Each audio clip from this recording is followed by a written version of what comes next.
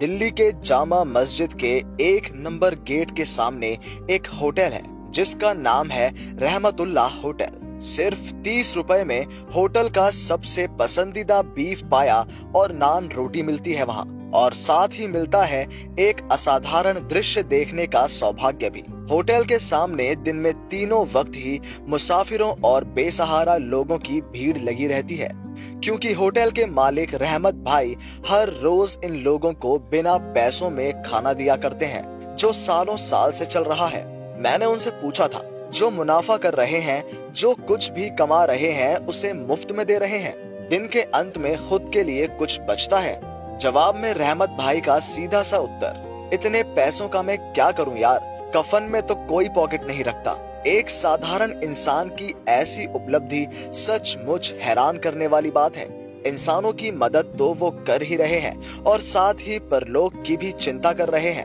गांव या शहर में ऐसे कुछ अनुष्ठान अभी प्रचलित हैं, जिन अनुष्ठानों का सबसे बड़ा आकर्षण है पर्याप्त मात्रा में खाना बांटना। आइटम भी बहुत तरह के रखते हैं। घर पर ही या फिर कम्युनिटी सेंटर या होटल्स में सबसे ज्यादा खाना बर्बाद होता है। टेबल पर बहुत सारा खाना दिया जाता है। खाने की प्लेट में भी बहुत तरीके का खाना परोसा जाता है। छोटे बड़े सबके लिए एक ही प्लेट। एक प्लेट का खाना शायद 2-3 लोग मिलकर भी खत्म नहीं कर सकेंगे, पर उसमें कोई समस्या नहीं है।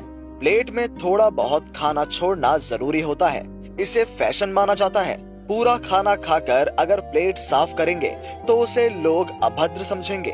बहुत से लोग पूरे खाने में से एक हिस्सा भी नहीं खा पाते और हाथ धो लेते हैं, और खाने की आशा में कुछ गरीब लोग, कुछ बच्चे होटल के आसपास घूमते फिरते दिखाई देते हैं, जिन्हें बहुत से लोग खाने के लिए मारते पीटते हैं, यहाँ तक कि अपमान भी करते हैं। हमारे उच्च वर्गीय समाज के सभी लोग खाना बर्बाद करने को फैशन समझते हैं। बहुत से पढ़े लिखे लोग जानबूझकर हो या ना हो, पर दूसरों को फॉलो करके आदतन खाना बर्बाद करते हैं। प्लेट का पूरा खाना अच्छे से खत्म करने पर अगर कहीं कोई बुरा मान ले तो?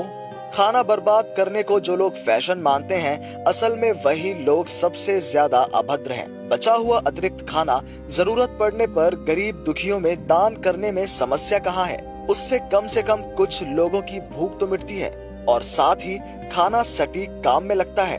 किसी भी तरह से खाना बर्बाद होने की कोई संभावना ही नहीं रहती। खाने की बर्बादी कभी भी सभ्यता या फैशन नहीं हो सकती। ये सत्य हम सबको समझना होगा।